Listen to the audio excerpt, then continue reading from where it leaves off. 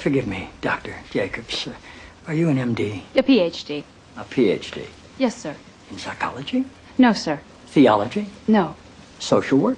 I have a PhD in English literature. I'm asking because on your show people call in for advice and you go by the name Dr. Jacobs on your show, and I didn't know if maybe your listeners were confused by that and assumed you had advanced training in psychology, theology, or healthcare. I don't believe they are confused, no, sir. Good. I like your show. I like how you call homosexuality an abomination. I don't say homosexuality is an abomination, Mr. President. The Bible does. Yes, it does. Leviticus 18:22. chapter and verse.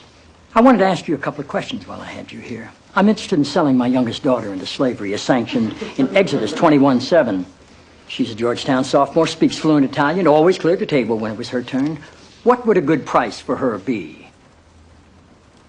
While thinking about that, can I ask another? My chief of staff, Leo McGarry, insists on working on the Sabbath. Exodus 35:2 clearly says he should be put to death. Am I morally obligated to kill him myself, or is it okay to call the police? Here's one that's really important, because we've got a lot of sports fans in this town. Touching the skin of a dead pig makes one unclean, Leviticus 11:7. If they promise to wear gloves, can the Washington Redskins still play football? Can Notre Dame? Can West Point? Does the whole town really have to be together to stone my brother John for planting different crops side by side? Can I burn my mother in a small family gathering for wearing garments made from two different threads? Think about those questions, would you? One last thing.